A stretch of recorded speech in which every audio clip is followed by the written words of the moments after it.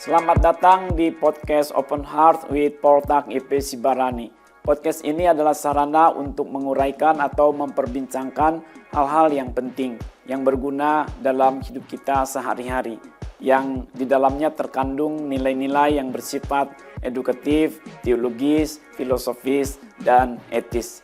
Uraian atau perbincangan akan disampaikan secara topikal atau tematis. Selamat mengikuti.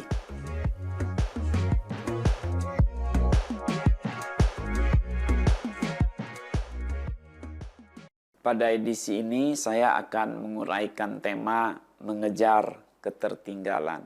Mengejar ketertinggalan. Setiap orang di antara kita dapat mengalami namanya ketertinggalan, atau bisa jadi mengalami namanya ketertinggalan. Yang dimaksud dengan ketertinggalan adalah suatu keadaan di mana kita masih jauh dari target yang sudah dicanangkan sebelumnya. Masih jauh dari garis finish yang sudah ditentukan sebelumnya. Kita masih jauh dari garis akhir yang seharusnya sudah kita capai. Sementara kolega kita atau orang-orang yang seangkatan dengan kita, yang membidangi hal yang sama, yang sama-sama melangkah dari sejak awalnya menjadi satu trip dengan kita, mereka sudah mulai mencapai garis akhir, mereka sudah mulai mendapatkan hasil, mereka sudah mulai mencapai target yang dicanangkan tadi, sementara kita belum seperti mereka. Inilah yang dimaksud dengan ketertinggalan.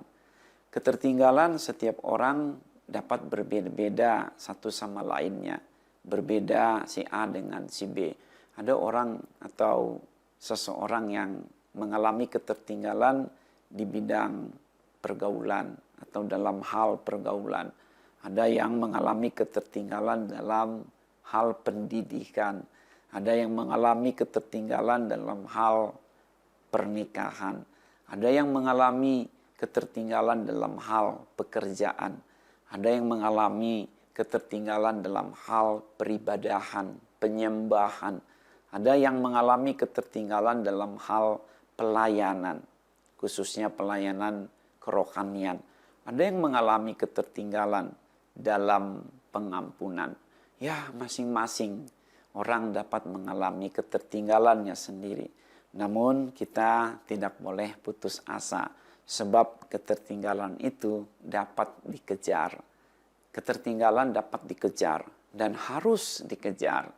Yang penting ya ada kesadaran, yang penting ada keyakinan, yang penting ada kemauan, yang penting ada motivasi, ada dorongan yang sungguh-sungguh. Ketertinggalan memang satu keadaan yang tidak enak. Tetapi sekali lagi kita dapat mengejar ketertinggalan itu. Mengejar yang dimaksud di sini adalah kita berlari begitu rupa lebih cepat lagi. Kita mengadakan percepatan. Kita melakukan sesuatu lebih bersemangat, lebih lagi untuk berhasil. Sehingga ada pertambahan, ada pertumbuhan, ada perkembangan. Mulai ada progresivitas, mulai ada perbaikan demi perbaikan. Setapak demi setapak kita mulai berubah. Kita meninggalkan akan tempat lama kita menuju garis finish tadi yang sudah ditentukan. Dengan begitu semangat, dengan begitu yakin kita akan pada akhirnya mengejar ketertinggalan itu. Memang ketertinggalan itu harus dikejar. Karena kalau tidak dikejar, dampaknya akan semakin buruk. Misalnya ketertinggalan yang tidak dikejar akan membuat kita menjadi apatis. Menimbulkan apatisme, pemonggokan. Kita jadi mogok. Kita merasa sudahlah, tidak usah dilanjutkan. Toh saya sudah tertinggal jauh. Nah itu adalah apatisme. Atau kita jadi disorientasi, mengalami penyimpangan. Kita bukannya terus melangkah maju ke jalan yang benar tadi, malah kita cari jalan yang lain yang tidak seharusnya. Itu namanya penyimpangan. Kalau kita tidak mengejar ketertinggalan, kita akan semakin merasa tidak mampu, kita akan semakin merasa gagal, kita akan menghilang. Memang tidak ada cara lain, harus kita mengejar ketertinggalan. Lalu bagaimanakah kita mengejar ketertinggalan itu? Bagaimanakah kita mengejar ketertinggalan kita? Banyak langkah yang harus kita pahami, yang harus kita pelajari, lalu kita tindak lanjuti kemudiannya. Dalam hal ini paling tidak dapat dikerucutkan menjadi 6 langkah. 6 langkah dalam rangka mengejar ketertinggalan kita di bidang apapun kita sedang tertinggal itu. Mula-mula adalah kita mengadakan namanya evaluasi. Evaluasi khususnya terhadap diri kita sendiri. Kita introspeksi, kita otokritik, kita bertanya-tanya, mengapa ya saya mengalami ketertinggalan? Ada apa dengan diri saya? Tentunya juga ada kaitannya secara terbatas dengan lingkungan kita kah? Atau orang-orang di sekitar kita, atau ya yang terkait erat dengan yang sedang kita bahas itu. Tidak seluruhnya lingkungan kita evaluasi, tetapi yang berkaitan betul dengan diri kita dalam bidang tadi. Mengapa ya kita mengalami ketertinggalan? Itulah pertanyaan yang terus-menerus kita renungkan. Lalu dengan hikmat Tuhan, kiranya kita mulai disingkapkan, mulai diberikan pemahaman-pemahaman yang benar. Kita diinsafkan. Dengan pertolongan Tuhan kita jadi ada gambar yang jelas. Mengapa kita mengalami ketertinggalan? Jangan-jangan mungkin saja karena kita malas kah? Kita kurang bergairah betul. Kita tidak fokus, terlalu banyak nyambi-nyambi, terlalu banyak urusan jadi ruwet ini itu disatukan sehingga kita tadi tidak fokus. Kita juga barangkali kurang tahu langkah-langkahnya, kita kurang memahami, pengetahuan kita begitu minim soal itu sehingga kita jadi tertinggal. Atau kita ini melakukan banyak pelanggaran, kita tidak ikuti ketentuannya, kita tidak mengikuti arahan-arahan yang sebenarnya soal hal itu. Ya, ini butuh perenungan. Kita amati dengan perlahan-lahan. Kita seksamalah memperhatikan. Sama seperti disebutkan di dalam surat Efesus pasal 5 ayat 15. Perhatikanlah dengan seksama bagaimana kamu hidup. Janganlah seperti orang bebal, tetapi sebagai orang arif. Perhatikanlah dengan seksama bagaimana kamu hidup. Janganlah seperti orang bebal, tetapi sebagai orang arif. Lompat ayat 17 dalam surat Efesus pasal 5 itu adalah, karena itu ketahuilah apa kehendak Tuhan. Jadi kehendak Tuhan atau nilai-nilai kebaikan ya tidak boleh kita abaikan di dalam kita mengadakan evaluasi. Mengapa kita mengalami ketertinggalan dalam pekerjaan, dalam pernikahan, dalam pergaulan, pendidikan, peribadahan, penyembahan, pengampunan, pelayanan. Hal-hal yang baik yang kita sudah canangkan di awal, kok kita tertinggal? Ada apa? Pastilah ada penyebabnya. Itulah yang harus kita cari tahu. Tak ada asap kalau tidak ada api. Mengapa kita ini tidak sebahagia orang lain? Bukan mau membanding-bandingkan ya. Tapi maksudnya dari nilai idealnya, nilai yang sebenarnya.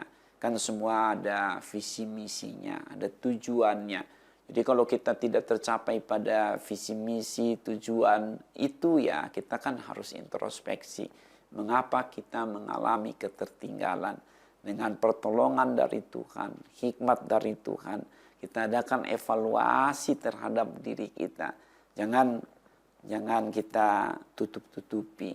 Jangan kita tidak mau katakan apa adanya.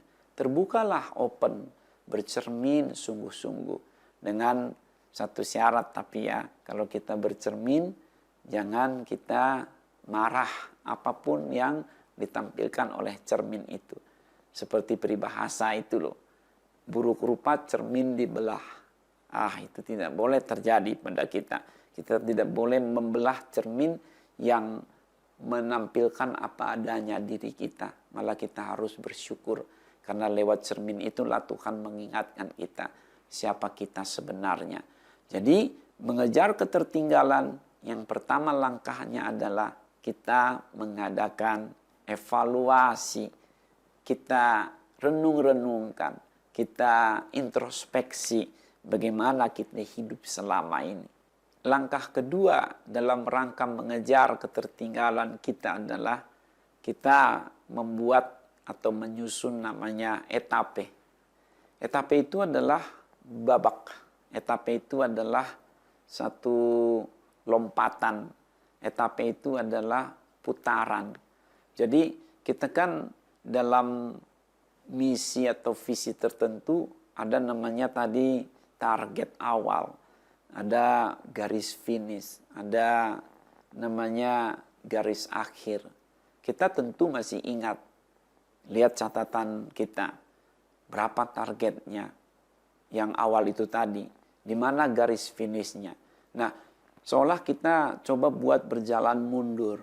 Kalau katakanlah kita masih ada 2 kilometer lagi ke depan yang harus kita jalani atau lalui, maka kita buatlah pos-pos penjagaannya untuk mencapai 2 kilometer itu. Per 400 meter kah kita buat posnya, itu namanya etape. Ada babaknya, ada rondenya. Kalau dalam keolahragaan begitu, ada putarannya. Sehingga kita hari demi hari atau saat demi saat itu semakin hari semakin bertumbuh, berkembang. Kita hasilnya itu semakin kentara, sehingga kita sedikit demi sedikit lama-lama jadi bukit. Itu namanya etape. Di etape ini kita juga dapat mengadakan ucapan syukur karena ya sampai sejauh ini Tuhan menyertai kita. Terus sampai sejauh itu Tuhan bersama dengan kita. Di tempat kita etape tadi itu kita juga dapat take a rest sebentar. Itu kita jadikan juga sebagai rest area di mana kita beristirahat sejenak untuk kemudian melanjutkan lagi perjalanan. Jadi ada pos demi pos yang membuat kita semakin hari semakin mendekati garis finish. Itu namanya etape. Dengan demikian arah kita semakin berkelanjutan, semakin tadi ada pertambahan, kita jadi tidak fatalistik. Fatalistik itu adalah jangan yes or no. Tapi kita ya sedikit demi sedikit tadi kita akan menuju ke garis finish itu.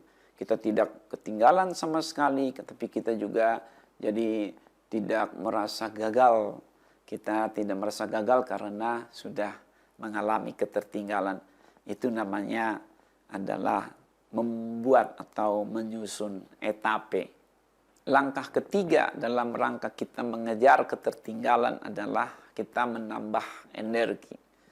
Energi itu adalah tenaga, energi itu adalah daya, energi itu adalah kekuatan, energi itu adalah kemampuan. Dengan kita menambah energi, kiranya kita dapat berjalan lebih cepat, berlari lebih kencang. Kita dapat melaju begitu rupa, sembari membawa beban-beban yang kita harus bawa dalam perjalanan mengejar ketertinggalan itu. Kalau kita ini lemah, ya pantas. Perjalanan kita jadi lamban sekali karena kita lemah. Tapi kalau kita ini kuat, kita ada tenaga yang cukup, kita bisa mengadakan percepatan. Kita ada tambahan kecepatan sehingga dapat mencapai garis finish lebih cepat lagi. Tenaga yang kita dapatkan itu dapat kita peroleh dari tiga cara lah, 3 model. Mula-mula adalah melalui makanan, minuman, konsumsi sehari-hari yang jasmania. Itu yang membuat tubuh kita jadi kuat. Kita makanan sehari-hari kita. Kalau saya ya biasanya roti, nasi, kadang juga ada makanan-makanan lain. Itu saya konsumsi. Minum ya air putih kah atau juga ada campurannya. Semua biarlah itu menyehatkan. Sehingga kita energinya itu juga energi yang sehat gitu untuk kita. Itu yang menambah tenaga kita untuk melangkah. Kalau perut kosong kan gimana ya?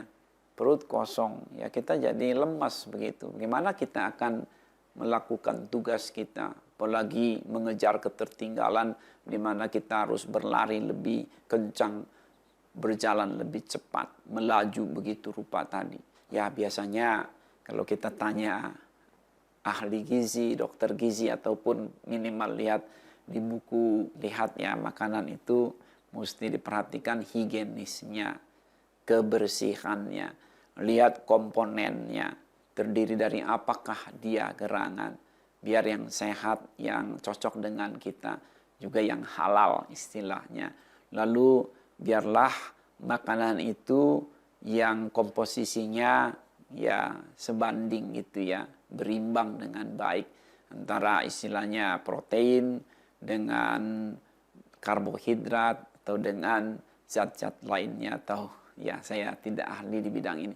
Jadi perhatikan kebersihan higienitasnya, komponen atau bahan-bahannya dan komposisinya.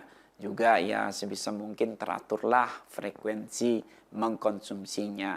Makanan dan minuman itu harus menjadi satu paket. Itulah yang menambah energi kita.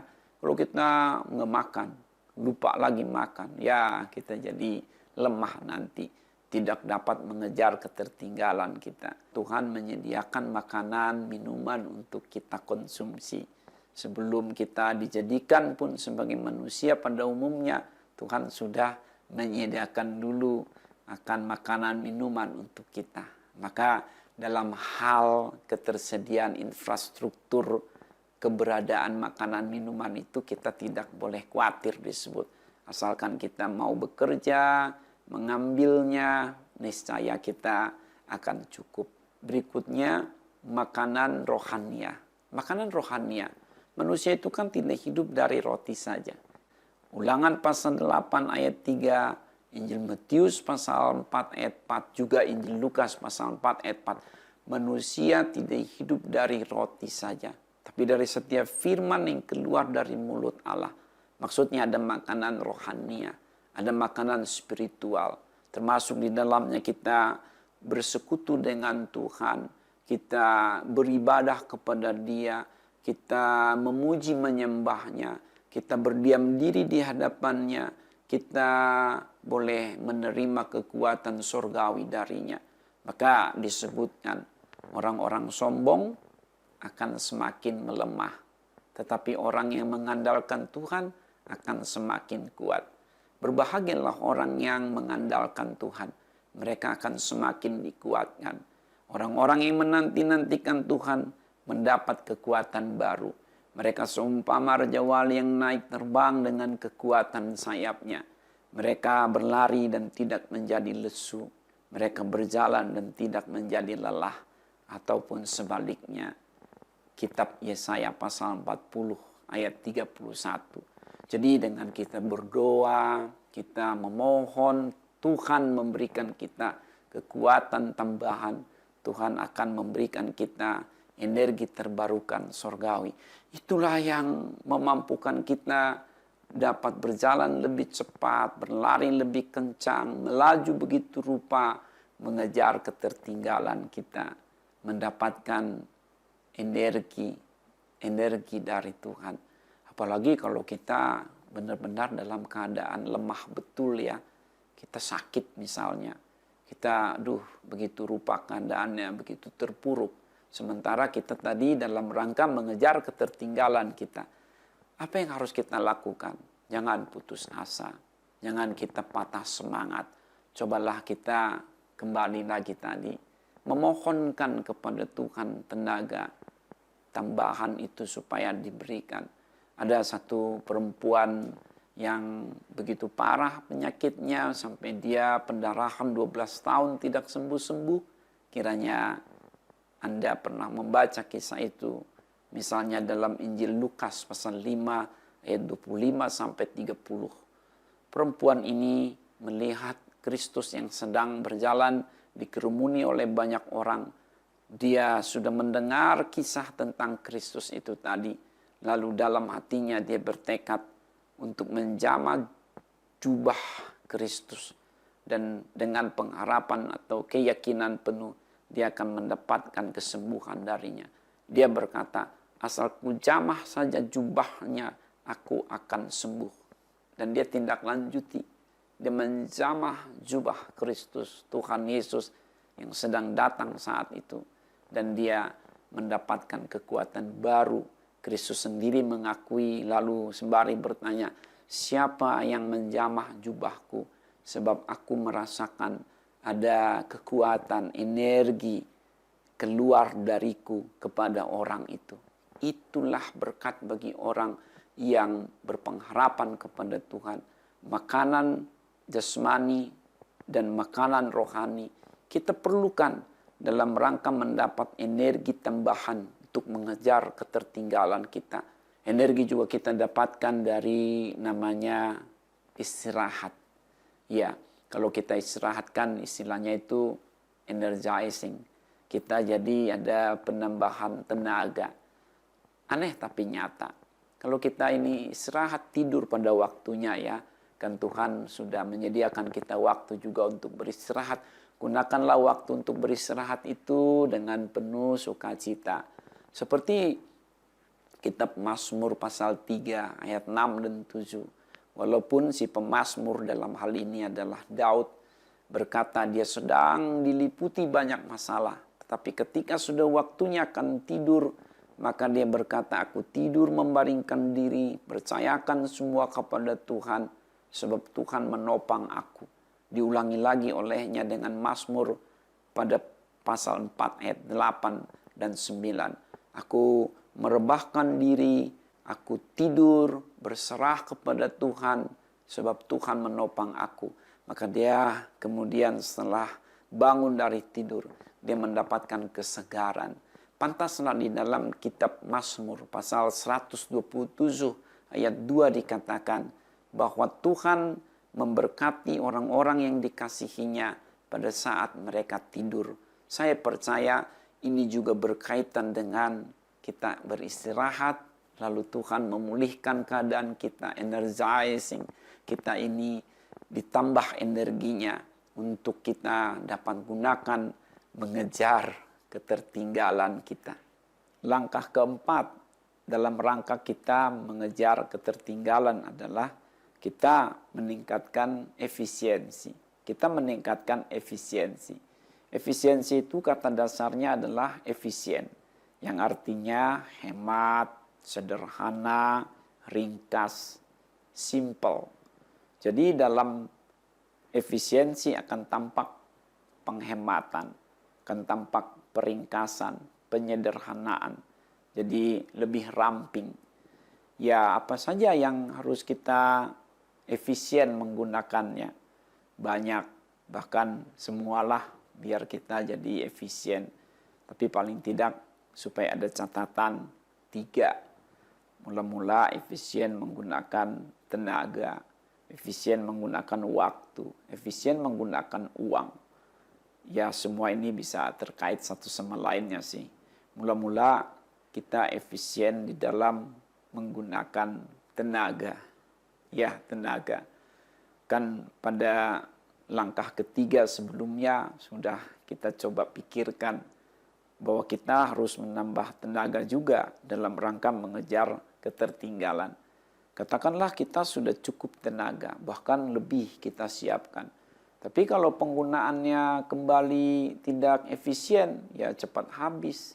Kita mogok lagi nanti di tengah jalan sebelum sampai ke garis finish. Jadi efisienlah menggunakan energi, tenaga, daya, kekuatan.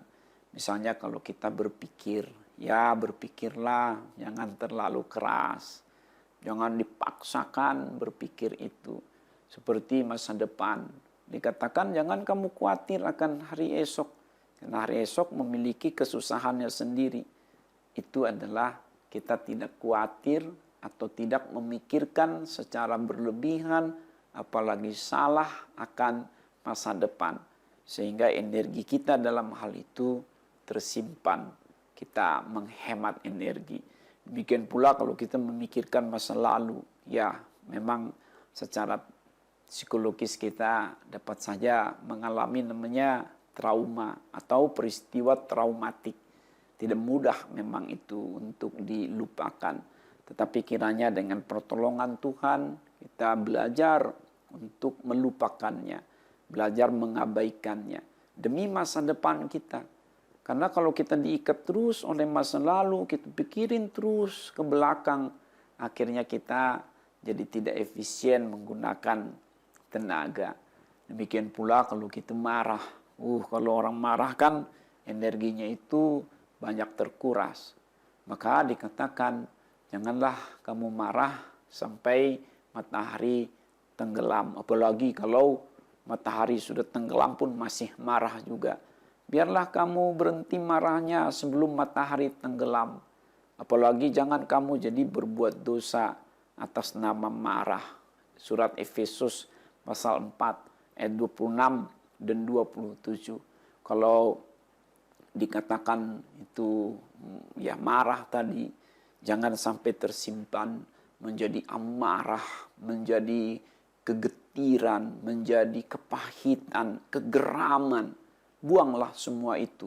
Dikatakan dalam lanjutan surat Efesus 4 ayat 26-27 tadi. Itu pasal 4 ayat 31-32. Segala kepahitan, kegeraman, kegetiran, buanglah semua. Karena itu akan menguras energi kita, menguras tenaga kita. Sehingga tidak sederhana. Akhirnya ya kita tidak dapat sampai dengan cepat ke tujuan yang sedang kita kejar. Kan konteksnya tadi atau dari sebelumnya kita tema ini mengejar ketertinggalan. Lalu kita biarlah juga boleh simple ya di dalam kita lalu kita juga biarlah efisien dalam menggunakan waktu. Dalam menggunakan waktu.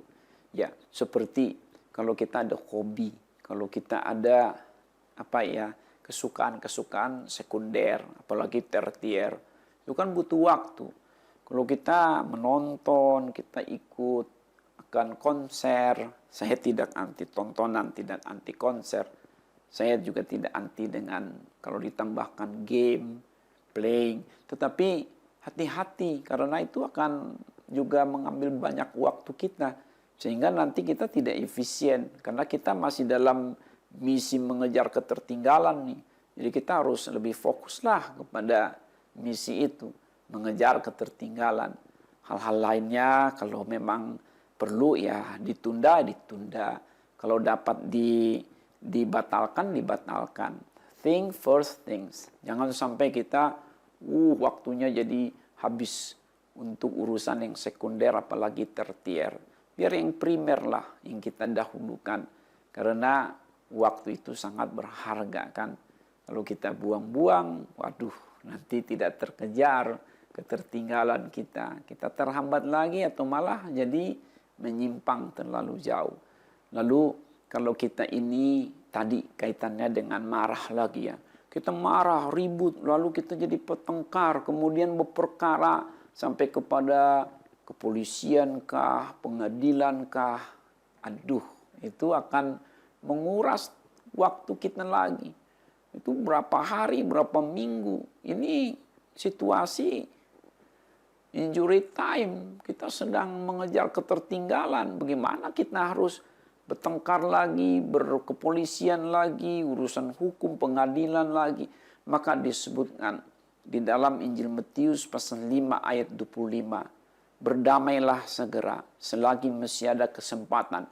Supaya urusan itu jangan jadi ruwet. Jangan jadi, akhirnya kemana-mana kita. Saya tidak anti dengan perkara hukum. Tidak anti dengan kepolisian, pengadilan. Itu kan istilahnya hak konstitusional kita juga. Namun hati-hati. Kita sedang dalam mengejar ketertinggalan. Janganlah kita tidak efisien. Waktunya terbuang untuk hal-hal yang sebenarnya dapat diatasi dengan kekeluargaan kah, dengan pengampunan kah. Apalagi firman Tuhan berkata kita banyak mengampunikan banyak berkat dari Tuhan. Ya, saya tidak anti dengan perkara hukum kepolisian pengadilan ya. Tapi sekali lagi harap maklum, kita sedang dalam rangka mengejar ketertinggalan. Lalu biarlah kita ini juga efisien di dalam menggunakan uang. Ya, jangan lebih besar pasak daripada tiang. Jangan lebih berat keranjangnya daripada isinya. Akhirnya nanti ya dana yang tersedia terbuang lagi. Kan namanya misi tentu dibutuhkan juga ya materi, dibutuhkan keuangan, dibutuhkan peralatan-peralatan yang perlu dibeli dengan uang. Nah, kalau kita ini tidak ada persediaan yang cukup atau sudah ada persediaan yang cukup lalu kita hambur-hamburkan, ya akhirnya kita jadi tidak dapat mengejar ketertinggalan. Ya, semacam itu. Jadi efisiensi itu adalah langkah keempat dalam rangka kita mengejar ketertinggalan. Juga sebagai tambahan, biarlah kita pandai di dalam menggunakan akan teknologi informasi kah, teknologi pengangkutan, teknologi akan pemindahan barang, supaya kita lebih ringkas. Kalau kita dapat menggunakan peralatan, mengapa tidak? Daripada kita harus kunjungi orang face to face, padahal kita dapat video call, ya kita pakai video call semacam itu. Atau kita send message kepadanya, kita ketikkan pesan. Yang penting kan dengan sopan, dengan jelas, kita harap dimaklumi, kita juga akan mendapat respons yang baik. Jadi itu adalah langkah-langkah efisiensi. Sehingga pola-pola yang lama di dalam berkomunikasi yang sebenarnya sudah dapat diperbaiki, ya perbaikilah. Kadang-kadang kita ya lebih memperhatikan namanya etiket ya daripada nilai keekonomisan dalam berkomunikasi. Saya tidak anti dengan etiket. Tata krama itu baik. Namun kembali, kalau sudah dapat disiasati dengan teknologi informasi yang lebih ekonomis, lebih simple, lebih sederhana. Sebenarnya sederhana buat kita juga akan sederhana buat orang lain. Hari gini kita masih harus temui orang langsung di tempatnya, belum tentu juga dia akan lebih siap. Semacam itu. Jadi biarlah kita ini jangan kaku di dalam berkomunikasi. Kita meningkatkan efisiensi.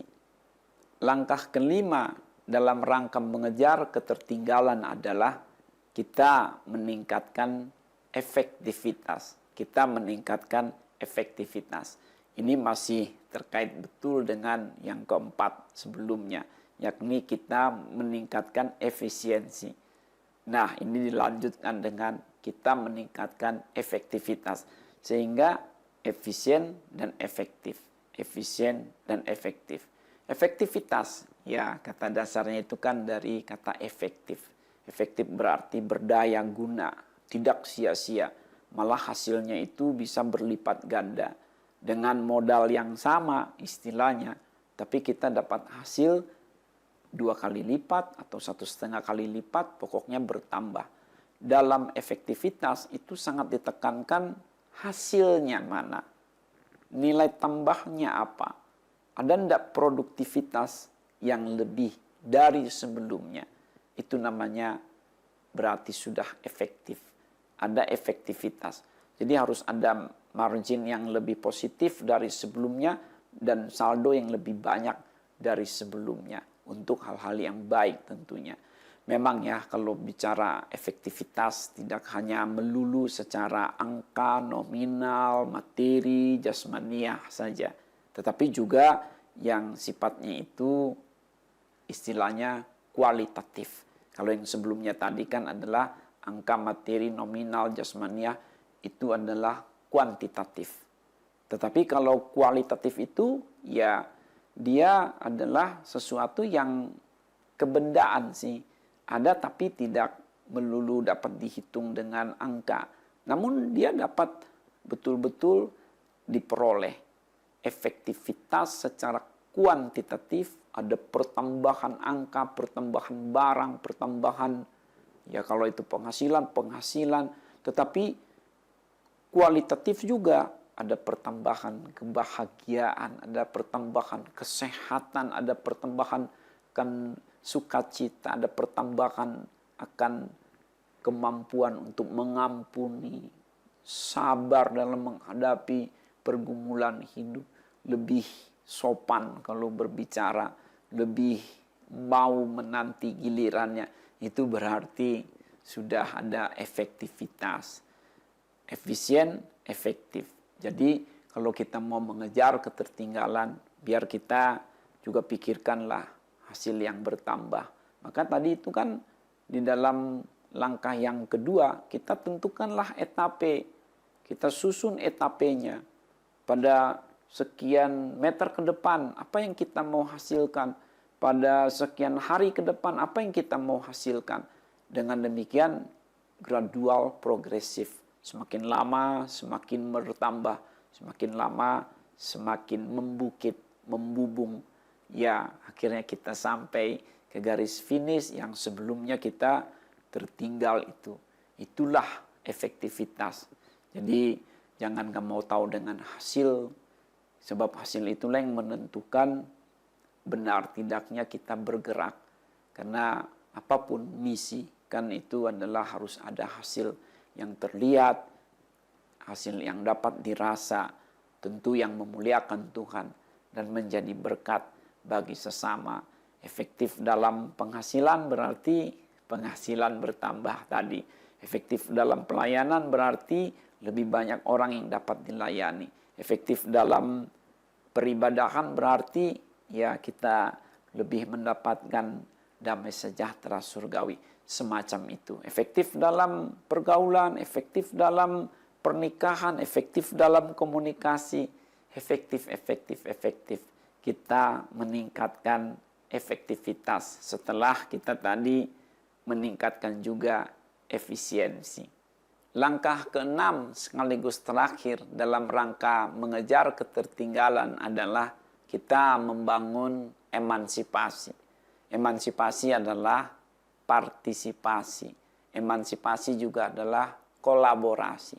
Jadi kita tidaklah biasakan diri bekerja sendirian, tapi kita boleh bergabung dengan sesama kita yang dapat mendukung, membantu kita untuk mencapai hasil yang lebih baik, kemudian mengejar ketertinggalan kita tadi. Biasanya emansipasi ini dapat dibagi menjadi 3 layer ya, 3 struktur. Mula-mula adalah yang di atas kita. Kita punya penasehat kah, punya mentor, punya pembimbing, punya instruktur. Cobalah kita relakan diri kita untuk dibimbing, diajar, diarahkan. Tentulah kita karena bukan manusia pertama toh, pastilah ada orang-orang yang lebih dahulu, mereka berpengalaman lebih dari kita menjalani hal itu, maka kita carilah. Apalagi kalau nyata-nyata orang itu atau mereka mau menawarkan diri, membimbing kita, atau secara tidak sengaja mereka itu menegur kita. Nah, kita cobalah renungkan bahwa itu kita butuhkan. Karena kalau tanpa penasehat, ya keselamatan tidak ada. Amsal berkata demikian, kitab Amsal. Kekuatan tidak lebih penting dari kekuatan fisik, tidak lebih penting daripada akal budi. Nah, kalau kita hanya otot saja, tapi otaknya tidak diarahkan dengan baik istilahnya, ya kegagalan sudah di depan mata jadinya. Jadi penasehat ini akan membantu kita untuk mencapai garis finish dengan lebih baik, dengan lebih cepat, mengejar ketertinggalan kita. Kita yakin, apalagi kalau kita ini orang yang rendah hati, pasti banyak orang yang mau membimbing kita. Contohlah sebagai anak dibimbing oleh orang tuanya, sebagai menantu juga diarahkan oleh mertuanya, sebagai adik ya diarahkan oleh kakaknya, semacam itu. Kalau kita ini murid ya kita ada guru, ada dosen kalau di perguruan tinggi. Itu mari kita serap semua. Itu adalah dalam rangka kita mengejar ketertinggalan. Kita membangun emansipasi. Kita libatkanlah orang secara terbatas untuk mendukung kita mengejar ketertinggalan tadi. Layer pertama itu ada namanya penasehat. Kalau secara kerohanian ya itu adalah pendeta kita kah atau gembala kita secara spiritual atau pembimbing rohani kita lainnya. Jadi kita perlu berpartisipasi, maksud saya melibatkan orang lain berpartisipasi di dalam perjalanan hidup kita, terlebih tadi untuk mengejar ketertinggalan. Level kemudian adalah teman sejawat kita. Sejawat kita perlu dengan teman kita, dengan kolega kita yang udah lebih dahulu sampai, itu bolehlah kita tanya-tanya sembari ya membangun memberi penghargaan juga kepada mereka. Kita dapat berdiskusi supaya kita jangan tertinggal terus. Kita butuh rekan kerja sejawat kita. Lalu yang di bawah kita kalau disebut layer ataupun tadi secara terstruktur itu, yang di bawah kita apakah kita boleh sebut staff, kita perlu hire, apalagi untuk dalam rangka bisnis, organisasi, kelembagaan. Kan kita ketertinggalan itu kan banyak bidang tadi. Ada dalam hal pekerjaan, ada dalam hal pergaulan, ada dalam hal pendidikan, ada dalam hal peribadahan, penyembahan, dalam hal pelayanan, dalam hal pernikahan, dalam hal penghasilan. Banyak. Mari kita ini jangan takut untuk meng-hire istilahnya. Kita ajaklah orang untuk bekerja dengan kita, membantu kita. Ya, memang sangat mungkin kita perlu modal untuk itu. Tetapi kalau hasilnya lebih, mengapa takut? Kan begitu. Kita harus strategik itu ya, harus taktis. Kita jangan takut, tapi juga jangan bodoh. Kita harus betul-betul mempelajari seluk-beluk daripada ketertinggalan kita. Lalu kita boleh cari tahu, kemudian kita siasati, kita boleh tanggulangi, kita mengejar ketertinggalan kita dengan membangun emansipasi yang terakhir di sini. Sehingga kita ada tim kerja. Dan jangan kita biasakan ya berselisih atau hindarilah perselisihan. Kita mari fokus pada satu tujuan. Diskusi hangat boleh, berdebat ya 1-2 kali itu diperlukan. Tapi jangan terus saja kita hanya berdebat, lalu akhirnya kita ini tidak lagi berkawan untuk mencapai sasaran yang sama. Kita perlu membangun kerjasama, namun memang harus berhati-hati. Sama seperti dikatakan pergaulan yang buruk merusak kebiasaan yang baik. Surat 1 Korintus pasal 15 ayat 33. Lalu dikatakan juga, percayakanlah hal-hal yang baik itu kepada yang dapat dipercaya, yang sudah teruji, supaya nanti jadi tidak menggerogoti. Demikianlah uraian yang dapat saya sampaikan berkaitan dengan tema pada edisi ini, mengejar ketertinggalan. Ada 6 langkah pada akhirnya yang kita kiranya dapat merenungkannya, lalu mengamalkannya, yakni kita mengadakan evaluasi, kita menyusun etape, kita menambah energi, kita meningkatkan efisiensi, kita juga meningkatkan efektivitas, lalu kita membangun emansipasi. Tentunya ini bukan segalanya, Ini hanyalah pemicu untuk kita semakin terpacu. Apabila Anda ingin atau tergerak hati untuk mendukung kelancaran podcast ini, silahkan Anda dapat salurkan melalui nomor lembaga pelayanan kami yang tertera pada deskripsi atau keterangan pada podcast ini. Silahkan dilihat sendiri. Juga apabila Anda ingin bekerja sama dengan kami melalui meja podcast atau ruangan podcast ini dalam rangka membahas satu topik atau tema tertentu yang Anda usulkan atau Anda tentukan sendiri untuk diperbincangkan di sini bersama-sama dengan kami. Juga kalau Anda ingin memperkenalkan satu produk tertentu, maka hubungi kami melalui email, alamat email, dan hubungi kami juga melalui nomor kontak yang tertera juga di deskripsi atau keterangan pada podcast ini. Terima kasih.